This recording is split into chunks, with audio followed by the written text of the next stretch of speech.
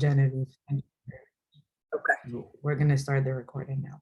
So good morning, everyone. Thanks again so much for joining us for the GEIG Masterclass on COVID, youth and youth unemployment.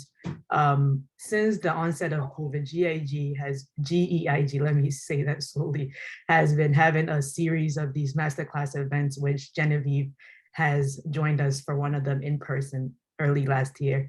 And we're thankful to cap off this year's session with experienced human resource personnel like Genevieve and a career strategist like Lisa Appiah Nkuhe. I don't know, Lisa, are you using the Nkuhe publicly or no?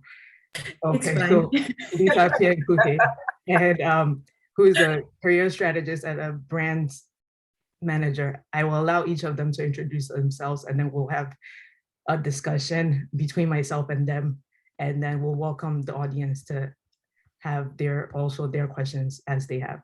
All right, so I did a magical coin toss, the coin toss, that this magical one here. So we allotted Genevieve to be our first person to introduce themselves. Genevieve, you have the floor. Okay, well, thank you very much. Good afternoon, everyone. Good morning, wherever you are. I'm very excited to be here. Thank you very much, Elizabeth, and your team for giving me the opportunity once again to share my thoughts on the topic at hand. By way of introduction, my name is Genevieve Pinney. I like to be called Jen for short, with the G-E-N, not J-E-N. I'm an HR practitioner, and I'm also the director of RegTrain Services Limited, which happens to be an HR solutions company based in Ghana, but we serve all clients all over the world. I'm also a helper and an aspiring coach. So basically, that's really in a nutshell myself. As far as my career is concerned, I have over 15 years experience in HR practice, both within the private and the governmental sector. I've worked in various industries: hospitality, construction, the educational sector, the charitable sector, and just my recent job as the head of HR for GIZ Ghana, which happens to be the developmental organization for those of you who do not know. But primarily, that's just me.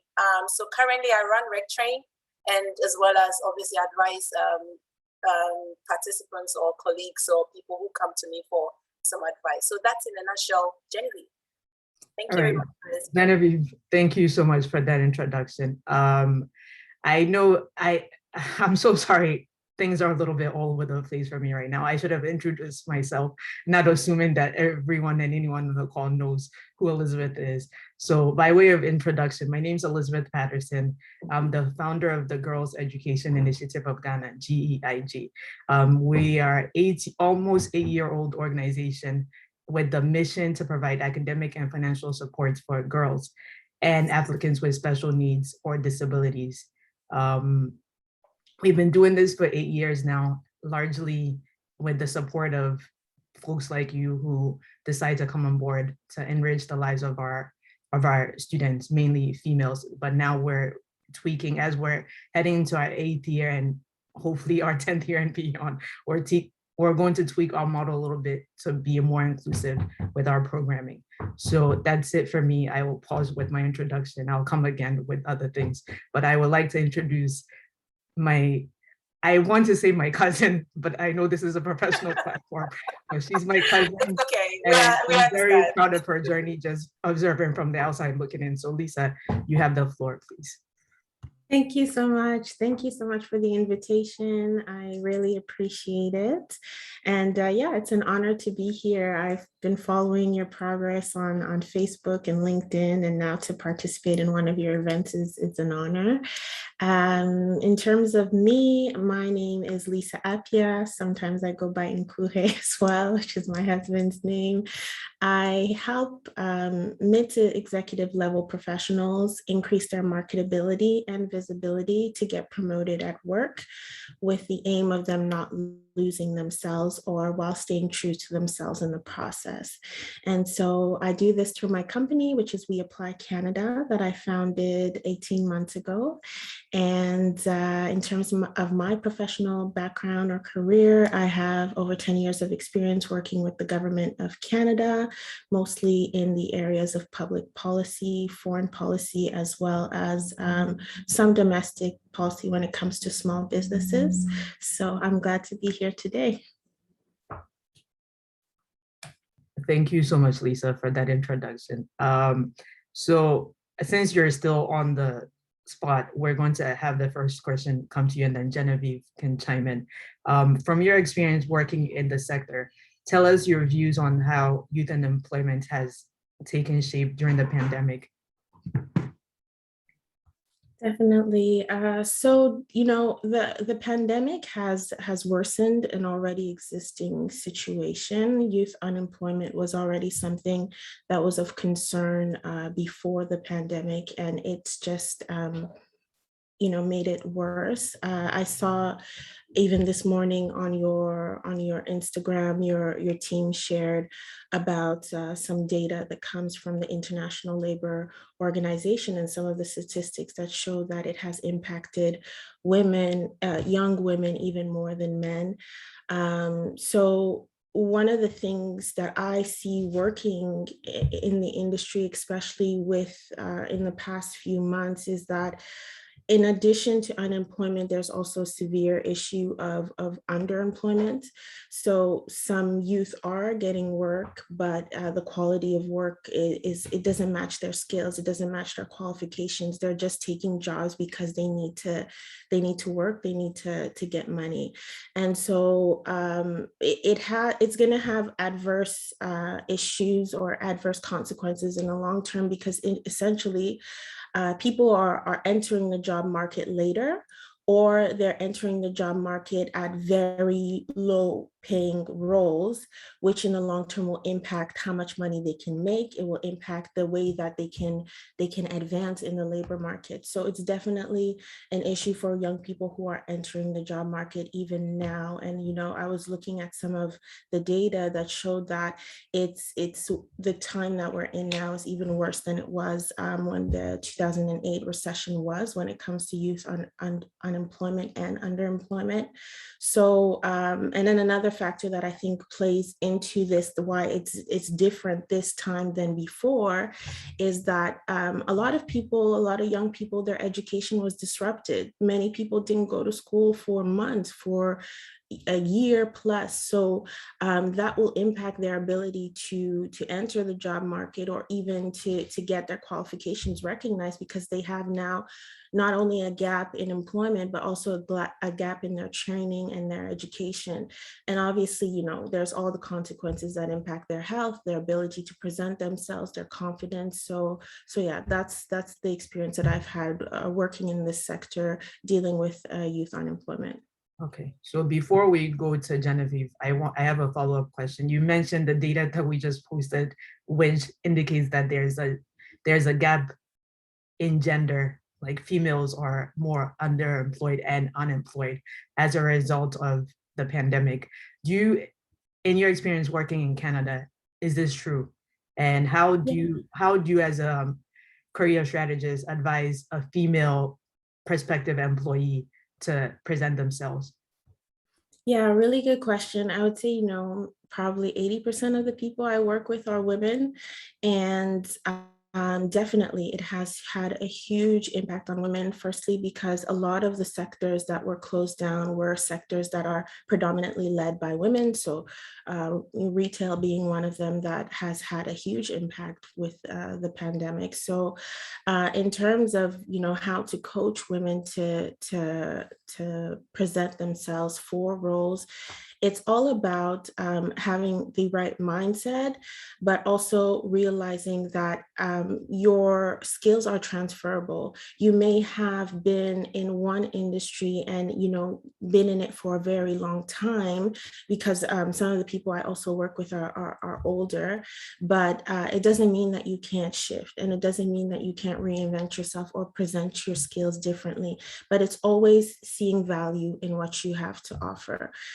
You know, I've done a few presentations with some youth, and sometimes they discount some experiences that they've had, even through volunteering or just, experiences that they've had in school where they had a leadership role or they were leading a project or initiative. All those are skills that are valuable when you're presenting yourself in the workforce, and none of that should be discounted. And so seeing value in what you have to offer is one of the first steps to be able to present yourself adequately to find a role in this job market. Sorry, I keep talking on mute, but I said thank you very much, Lisa. Genevieve, you have the floor. So if you could answer the question from the perspective of someone who's worked in Ghana and with companies in the UK and elsewhere, please do that. Okay. So I think pretty much Lisa has mentioned it all, but I think from a Ghana perspective, according to the World Bank recently, 12% of the youth are unemployed, and more than 50% are underemployed. That is quite alarming. And overall, when you look at the sub-Saharan Africa, that is quite high in comparison to other countries, specifically for Ghana. So it's brought a lot of challenges, as Lisa mentioned, with regards to a lot of reskilling needing to be done, a lot of retraining needing to be done, and particularly the underemployed are also competing with the unemployed who are trying to get back into the market. So it's becoming quite a lot. And even on the business side as well, the pandemic has led to a lot of restructuring, has led to a lot of people being laid off, salaries being cut into half because obviously they need to try as much as possible to stay in operation with regards to that. There's actually a hiring freeze in some companies with regards to that, which obviously is all becoming quite alarming with regards to the rate at which the pandemic has had an effect on us. But the beauty about this is that it's also triggered a little bit of creativity and innovativeness. So you're seeing a lot of people who are becoming quite adaptable, because in this particular environment or the pandemic that we're in, it's all about creativity, innovativeness, and being adaptable to change. And that is the beauty of what the pandemic has brought with regards to where we find ourselves in that. So you would realize that a lot of people are going down the route of entrepreneurship by becoming quite innovative, creative, and delivering different things that obviously has the gap in there where they're able to fill that gap with regards to that. So in that, in terms of what Lisa mentioned and what I've just mentioned, it's quite alarming, because you have two ends of people who are competing against with regards to being underemployed, and also the unemployed also trying to get into it. And, if we don't try as much as possible to have the opportunity where people are reskilled. Last week, I was reading an article, and by it was from I think it was the World Economic Forum, and they were saying that by 2025, 50% of the people that are working would need to be reskilled, at least as Lisa mentioned. So this is only 4 years, or even less than 4 years from now. And if 50% are going to be reskilled, we're talking about how our business is going to actually try and reskill, as well as try and create other opportunities for the youth who are coming in at the very beginning as a fresher with regards to that. So in terms of my experience, it's quite alarming with regards to what I've just mentioned and what Lisa also mentioned. And it's, if we don't try as much as possible to support in terms of learning new skills, in terms of reskilling yourself, you'll find yourself wanting. Because another article I saw recently, or I read about, was by 2030, 85% of the jobs that we are going to be in vogue are not even been created as we speak. So you can imagine only 15% are in vogue at the moment. Now you go to the bank, you don't see any tellers, you don't see very many tellers. A lot of them have been automated and so forth. So the pandemic has really hit us. However, it has this positive side of getting us to be adaptable, and obviously to be creative, innovative, and be able to think outside the box, which I think is a plus as well. Definitely. I was watching a news story the other day, and I saw that even at the airports, everything is becoming very automated. There will come a point where the person that comes in to help you check your bags all that they're thinking of putting in machines. So all you have to do is like put your bag on the scale, is it weighs it, there's a bag tag printed for you, and then you go in through the scan, the body scan, and next thing you know, you're aboard the flight. So yeah, it's very interesting that this is how the world is changing. And it definitely is. It's quite alarming, and it's very interesting because then you look at the aspect of, are we going to need physical human beings to do stuff? Of course, at some point we'll become obsolete. Like exactly, we'll become obsolete unless we learn how to adapt and acclimate to whatever the needs are. Exactly. So, definitely. You touched on something that I feel like ever since I relocated to Ghana nearly 8 years ago, just to do this work, and it's been something. But ever since I came to Ghana, the buzzword has been entrepreneurship, entrepreneurs. It seems like every person and their mother is an entrepreneur in Ghana. And you mentioned that in your remarks. I want to know, what do you think we can do to make sure entrepreneurship is taken, not that it's not taken seriously, but is taken a little bit more serious, and there's a professional, like a hint of professionalism to it, as all of us are trying to go that path, especially in this environment? I think for me, the most important thing that we need to look at is entrepreneurship is good. Don't get me wrong; it has its ups and downs. Believe you me. But if you don't prepare very well, have the knowledge of what you want to get into, the niche area that you want to go into, and really research into the area to understand what you're getting yourself into, what you have identified as a gap that somebody would desperately need for you to be able to provide. It's not a walk in the park. And a lot of people, sometimes they get up and they think, okay, I'm an entrepreneur, I can do this. But it involves a lot of work that needs to be done. A lot of thought process needs to go through it. But the most important thing is that you need to find your niche. If you find your niche and there's a gap in that area, if you do your research, and sometimes you don't even need huge capital to start off with.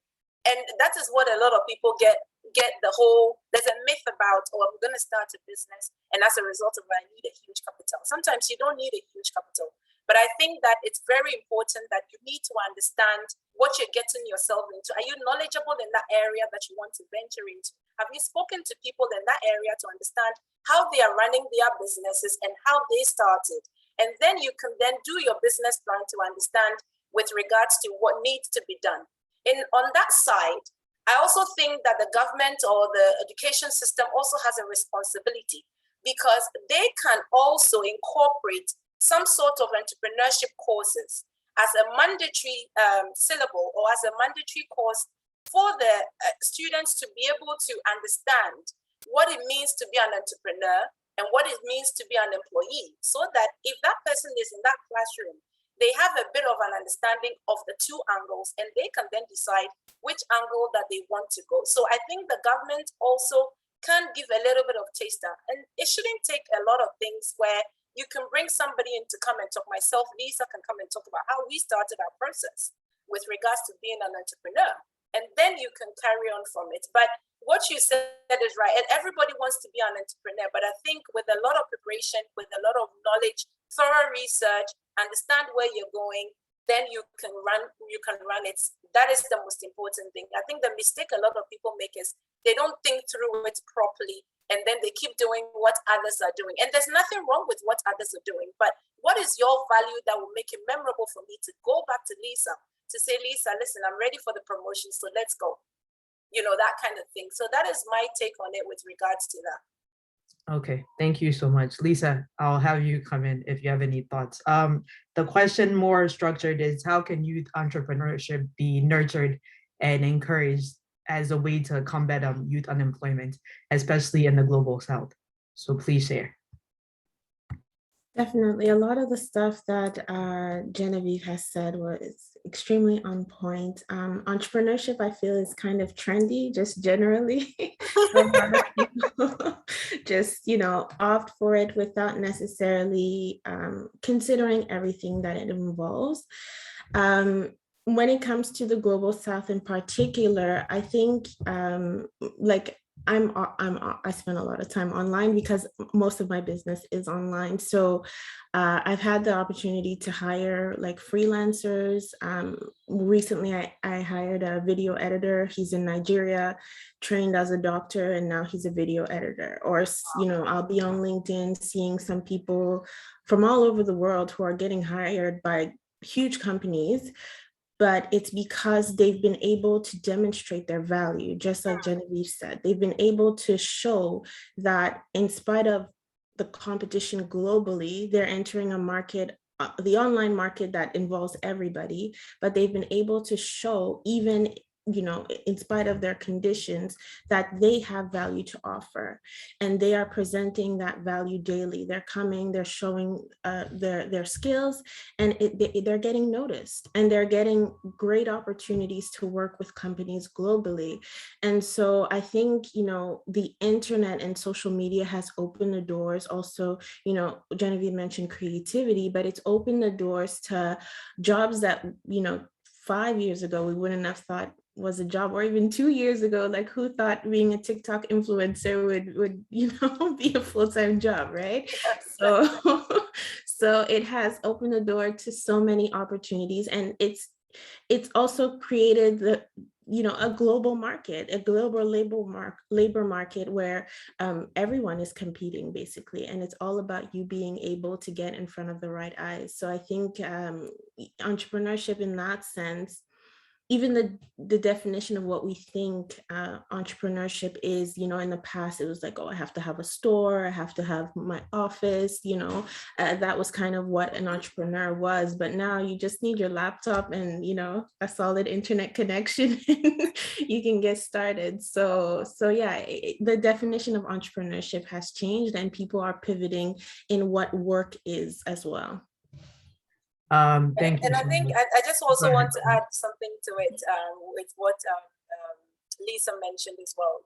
One of the things that we can also encourage the youth, especially when it comes to entrepreneurship, if they want to, for it to be nurtured as far as job creation is concerned, and reviving the global economy. It's also looking at how, businesses can hold all these business pitches, with regards to, okay, so could we give people the opportunities where they can present their ideas? Recently, I remember in Ghana, the McDan Group did something similar to that, and the winner got an amount of money where they started their business and stuff like that. So those are the ways in which, one of the ways in which we can also encourage people to go down that route if they want to venture into that area, because sometimes some people have brilliant ideas. Recently, I saw a pen that you can actually flick, one of those pens that you can flick up and down. And when you flick it, it pulls the hand sanitizer. So it serves as a reminder for you. And that is so creative that if the COVID had not hit, I don't think we would have even thought of anything like that, And now Veronica Bucket is like the funky thing in Ghana right now. Wherever you go, you wash your hands. Now you can even put your leg on it, and it just does stuff for you. And it feels like you're dancing when you're, pumping on it and so forth. So, those are the things that perhaps we could do to try and revive the economy and create jobs as far as entrepreneurship is concerned. Definitely.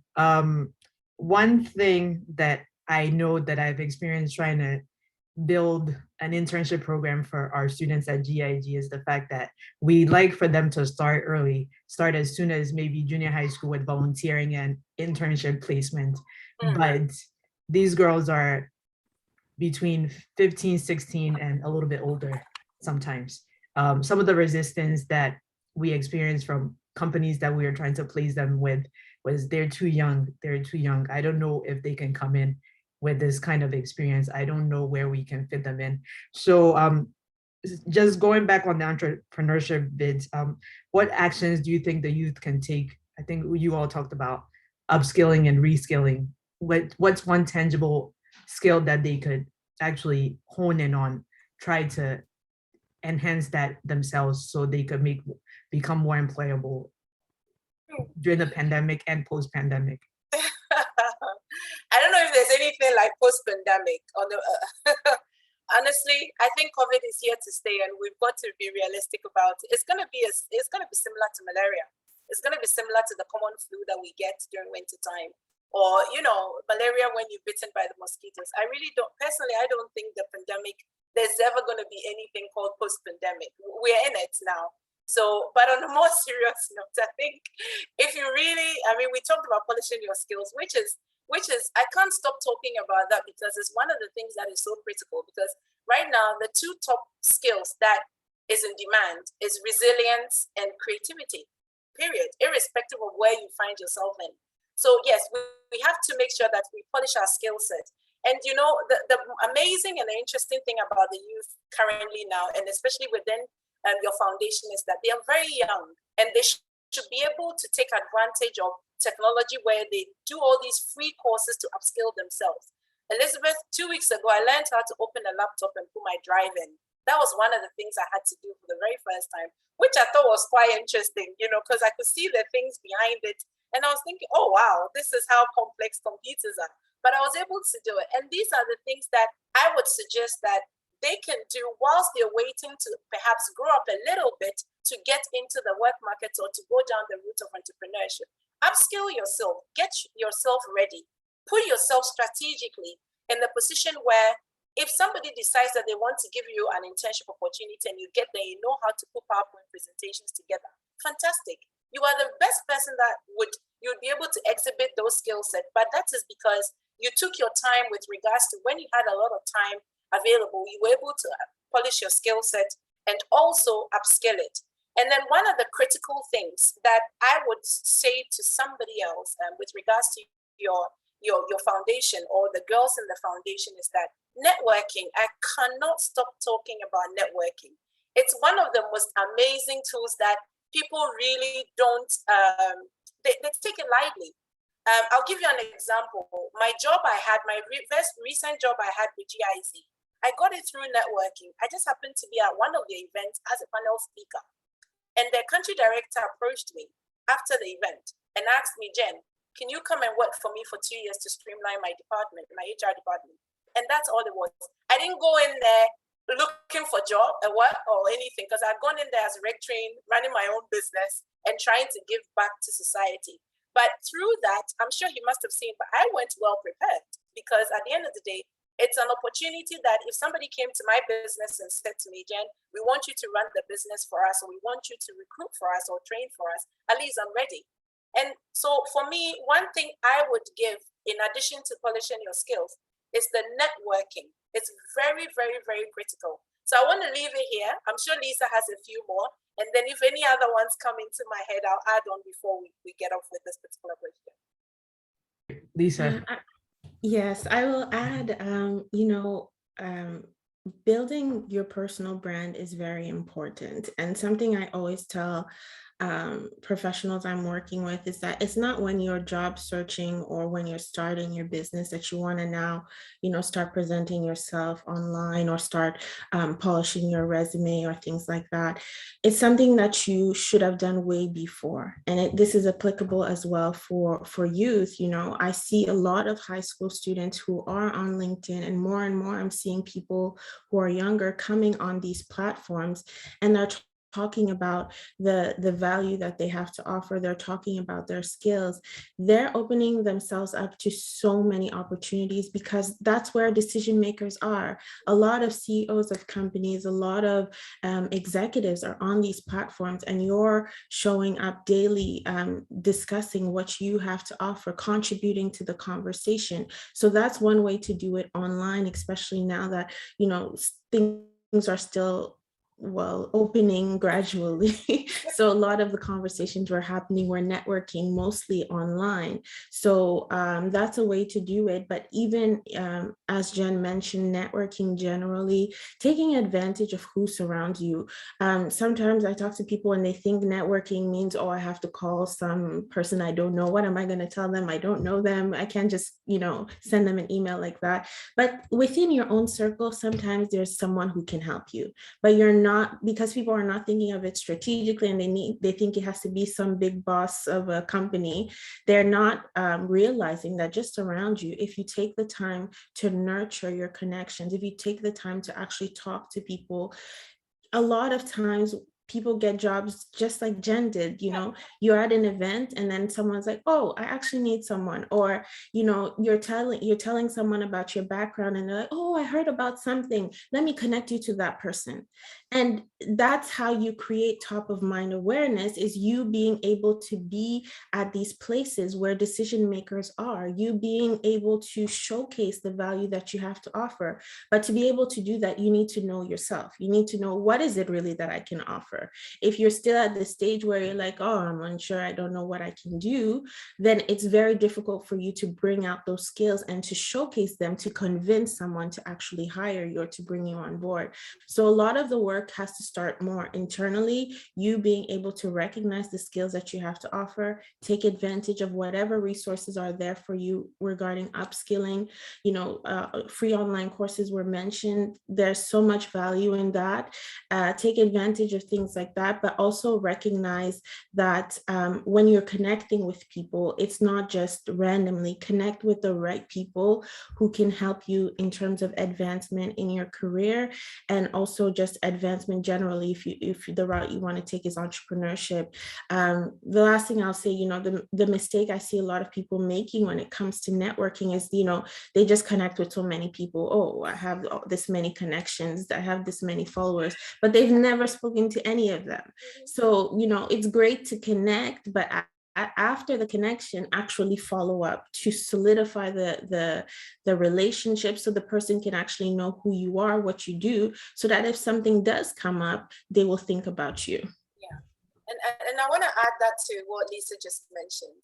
For the next couple of 4 weeks, I'm actually going to talk on in LinkedIn about nurturing relationships. So Elizabeth, get the girls to watch my platform. Lisa's platform is amazing on Instagram.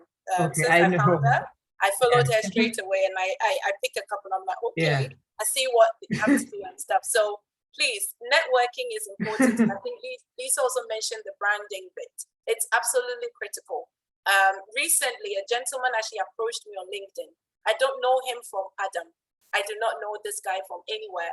But the approach and the manner, how clear, concise his pitch was, within 30 seconds, I just stopped everything, responded to him, and it's like magic. And as we speak, he reached out to me, I think last week of September. And as we speak, just through networking and a couple of people that I knew, I just shared his CV with them because he's just finished his national service. And guess what? 1st of December, he's starting a management training course. Management training. He's going to be a chemical engineer under management training scheme that the company has. But the way in which he approached me, his responses to my emails, how quick he was, and how he's able to think through stuff. And it was amazing. It was just like magic. And within 5 weeks, I've been able to find him something. And I didn't really do much. All I did was share his CV, and that was it. And the rest of it was just him. Give him a couple of tips on what he needs to do for the interview. And he got the job. So I couldn't agree more with Lisa with regards to the branding. Absolutely top notch. And sometimes you go on LinkedIn and people have mixed messages. Are you working or you're job hunting, or what is it? You know, so those are the things that is very, very critical. Even the picture speaks volumes about you that you've put out there. It speaks volumes. And, you know, sometimes people copy and paste. You know, so you're there, they send a message and then they copy and paste. And, you know, they use all these jargons, Madame Dear, you know, those kind of things. It's very off-putting, you know. Yeah. So, yeah, that's what I'll say. But I think the last thing I would also add is the mentorship part of networking. Mentors is amazing. If you have a couple of mentors, I always say and recommend that have at least 2 or 3 mentors. The one that would baby you and say, okay, this is what it is. The one that would be very blunt with you and say, right, let's just get going. And the one that would advise you professionally. Because if you have it in one person, you get a lot of biases with regards to decision making and stuff like that. So you can have mentors, but don't expect the mentors to be, you don't have to see them physically, as Lisa mentioned. They could be mentoring you from afar. You could attend their events, whether it's online or whether it's physical. You can watch some of the things that they post online so that you can pick 1 or 2 things. That is another way of mentoring. So you don't have to physically see the person to be able to mentor you. Definitely. Thank you all so much. I have one more question left, but before I go into my question, I want to know if any of the people on this call have something they would like to ask Lisa or Jen. I keep wanting to call you Genevieve because I think ever since we Okay, met, you can I've call me always said Genevieve, Genevieve. it's fine. Yeah, so any question for Lisa or Jen? But I really want to reiterate that your network is your net worth, because a lot of times people will reach out to me because they've heard that I've done something, or they've heard of the organization just on social media, or just by they do a Google search on Girls Education Initiative of Ghana or girls education in general, and we are one of the top that pops up. And if that comes along, of course, at some point my name will come into the mix. So everyone should really, really know that your network is your net worth. It's who you know before if you could do the job. So whilst you're networking, really try to be strategic with the kind of connections you're making with people. From this, I would encourage everybody on this to like connect with Lisa, connect with Jen, whether after this call, on the call, or through their platforms on LinkedIn. I'm so impressed with, I don't know how Lisa has so much time. I don't know if somebody's doing the posting for you, but on any You given have day, to make time, Elizabeth. I go on my LinkedIn and I see like a post from Lisa. And as I've been trying to also transition and be a consultant, I was talking to my sister, our mutual family member, Agatha, and she was like, have you seen what Lisa's doing?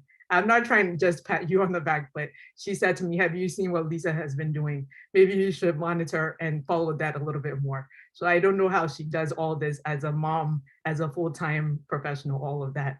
So I commend you. All of you should connect with Jen and Lisa after this call. I think Lisa tops it all. I Yes, must admit, Lisa tops Lisa's it been all. doing a lot. Yeah, And Lisa tops it all. For the last 2.5 weeks, I Mhm. followed her.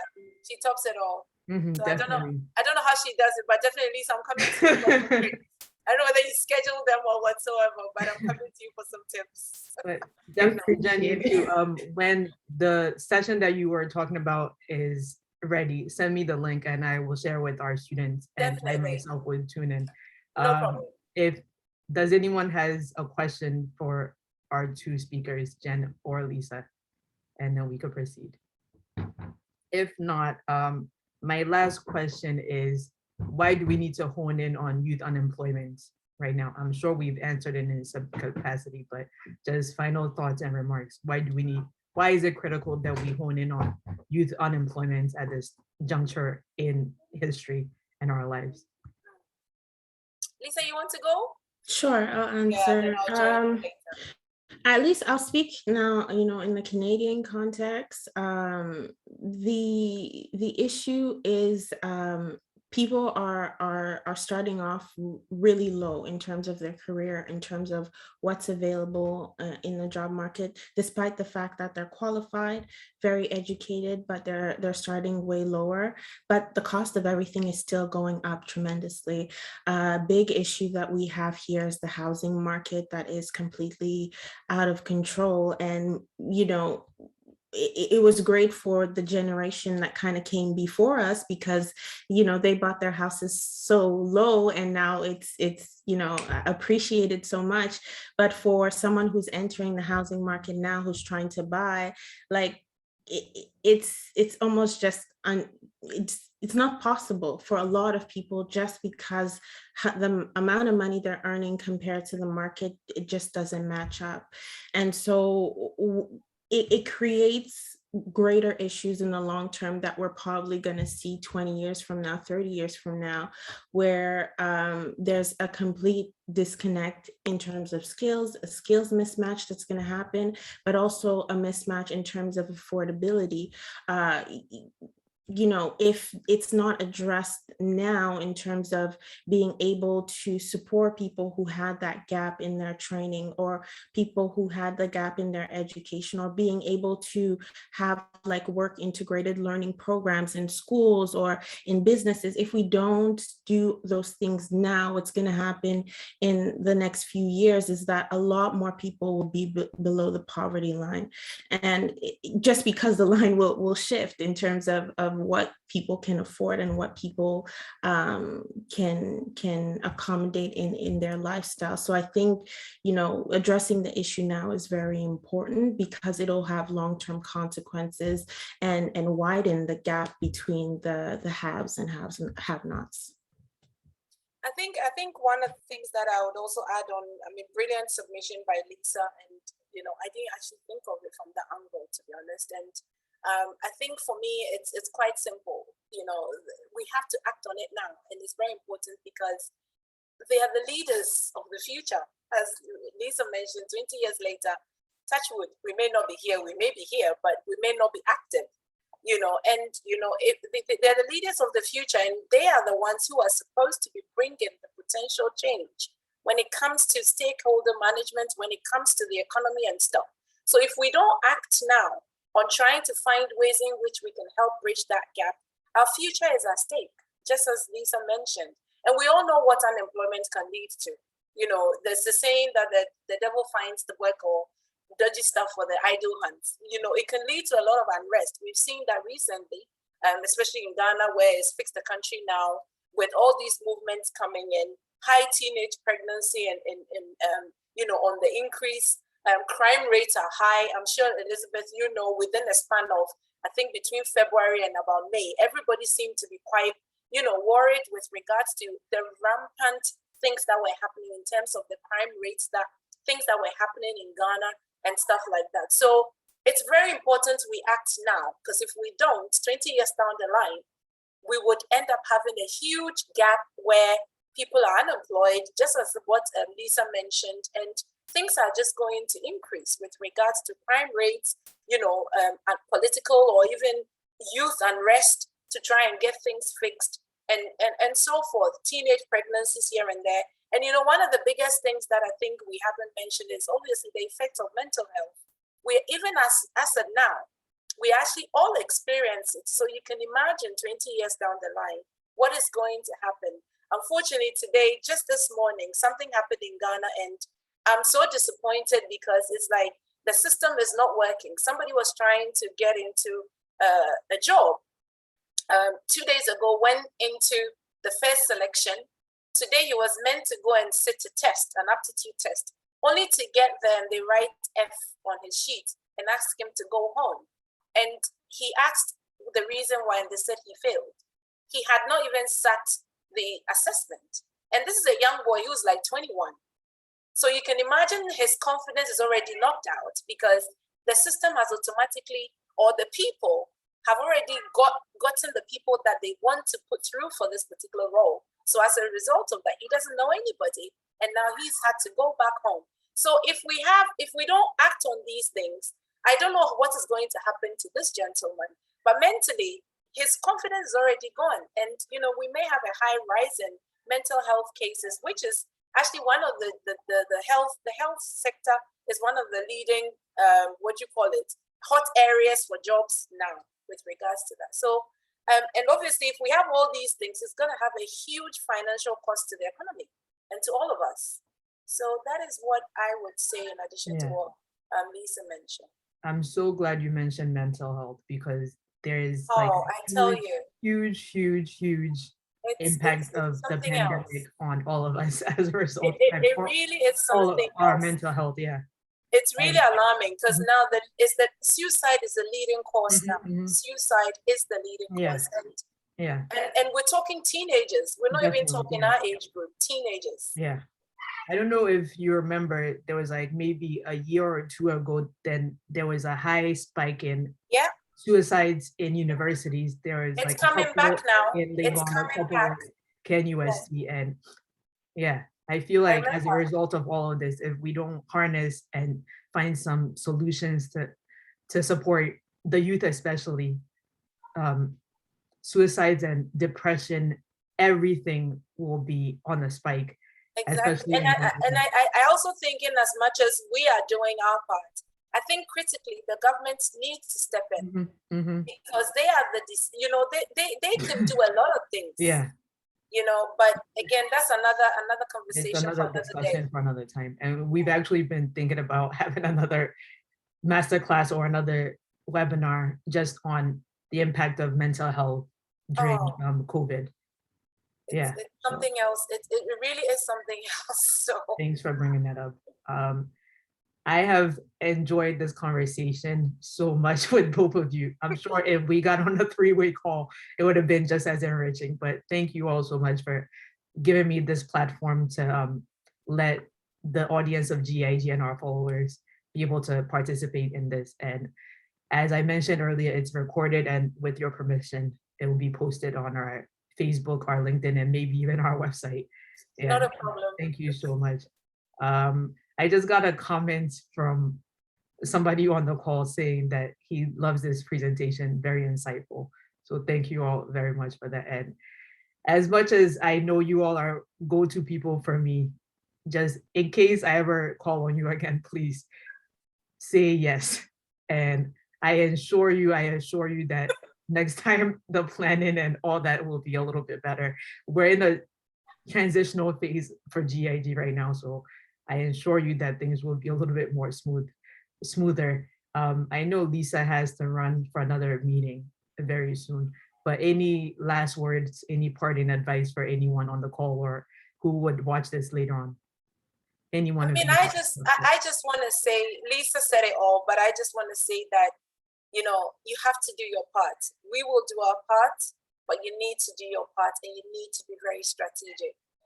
There are different areas. You may have a passion in a particular area, but look at another area where there's demand. Currently it's projected that the hot jobs are within mental health, within the technological sector, and data analysis.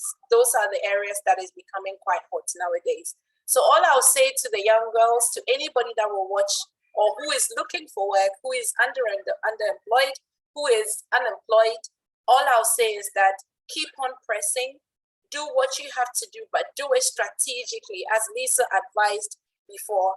And, as I said to you, sometimes you don't have to know the person and it can work as long as you position yourself strategically. You will be noticed, because I have noticed people, have found them work. Lisa has done the same. We've been able to get the promotion and what have you. So it's all down to you. And the very last thing is, in all of this, be very, very mindful of your attitude, because it determines your altitude. That's all I'll say. Lisa, any last words? That's sound advice. Honestly, Jen has said it, has said it all. I would add that I know a lot of times where people get stuck is kind of deciding what they want to do, and they get stuck in understanding, am I following something that I love, or will I follow something that will get me a job? Because sometimes there is a disconnect between both. But, strategy, as she mentioned, is key. Being able to know what the labor market is like, and realizing that even if you have skills in one area, you can always pivot. You can always make a change. You can always shift. You can also have, something that you have on the side, whether it's volunteering, and maybe that volunteering is where your actual passion lies. But then, always think of it with the fact that you still have to, live and earn a wage. So always be mindful of that balance, which is a conversation I have with a lot of people, because they're like, oh, I want my job to be something that I love. I want it to be my passion. It's great. And as you're working on that, sometimes you do have to take something to at least take care of your family, take care of what's necessary while you're still pursuing your ambition. So just keep in mind that, your career is a lifelong journey. It's not something that's, what happens right now is not the defining point of your career. There's always opportunity opportunities to change, to shift, to grow. And so you may be in a situation now, but see it as temporary, and you'll keep on growing from there. Thank you very much, Lisa. All right, so we're now closing. We have 5 minutes till 11. Thank you both so much for joining me for this discussion. I really appreciate your time, your resources, and your insight. Thank you. I have nothing else to say, but thank you. So we'll connect in different spaces, and hopefully we don't have a choice but to stay connected. All right. So thanks everyone. We'll talk Thank you soon. as well. Bye. Excellent. Bye. Thank Bye. you. Thanks, Lisa. Speak to you on